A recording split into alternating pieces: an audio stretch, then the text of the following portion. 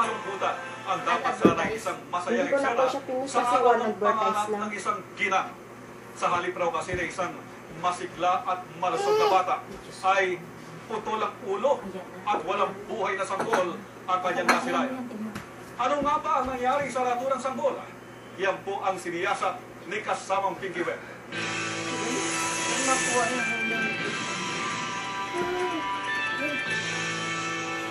Hapon na noong June 9, 2008 nang matanggap ng pamilya Hernandez ang masamang balita na ang sanggol na ipinanganak ng kapamilya nilang si Ellen ay idiniklarang patay sa San Marcelino District Hospital sa Zambales.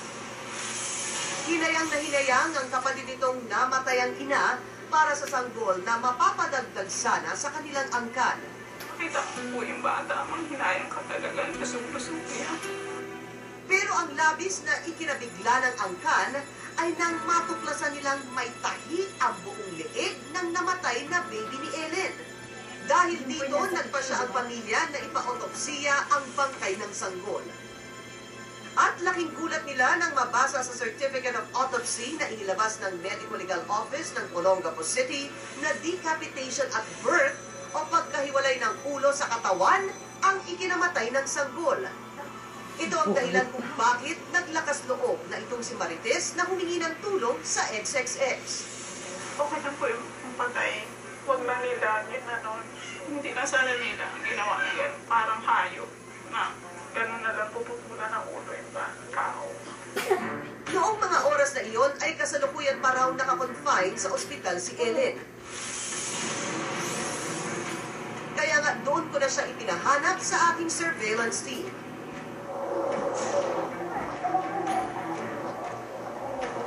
Nang makaharap na ng XXX si Ellen ay hindi na nito napigilan ang kanyang emosyon.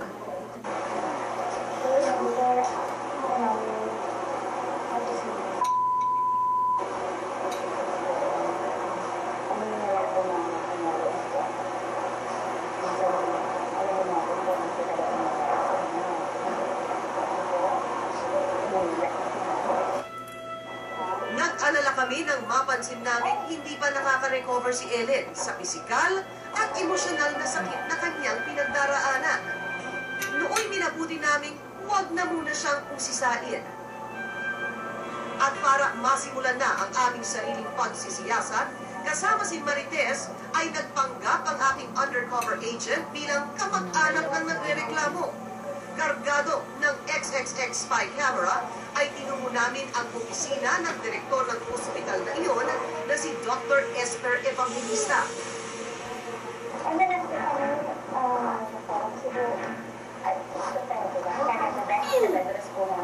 Kasi po may nangyari po dun sa kamag-anak ko namin. Gusto po sana namin makausap yung mismo doktor po na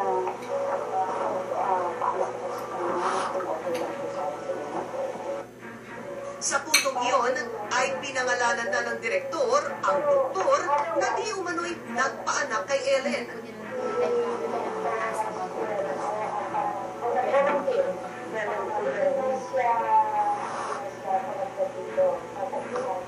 Panggap namin natin sa kanyala, yung time na yun po,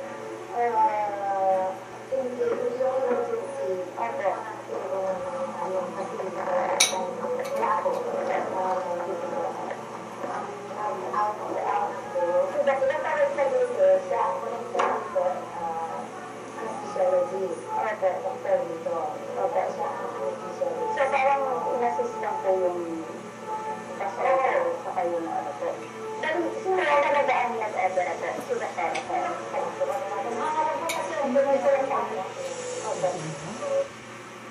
Maya-maya pa'y dumating na ang Dr. Etchaluse na tinutukoy ni Direktor. Sa puntong iyon, inumpisahan na ni Marites ang pag-uusisa.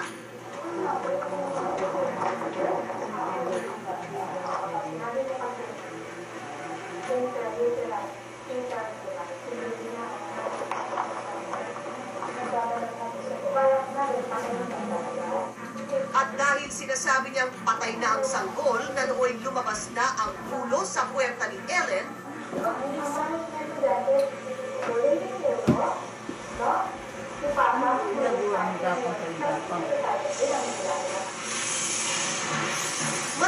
surveillance na iyon ay dinala namin ang pagsisiyasat na ito sa tanggapan ng Department of Health Regional Office ng San Fernando, Pampanga.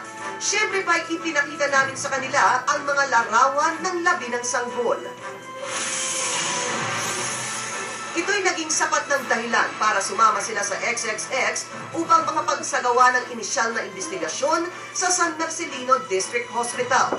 Pagdating doon ay binalikan namin ang tanggapan ni Director Esther Evangelista. Nooy isa-isa na rin ipinatawag ang mga doktor at staff ng ospital na umasiste sa pagpapaanak kay Ellen. Sa panayam na iyon, pinanindigan nila ng patay na raw ang bata bago pa man ito nailabas sa tiyan ni Ellen.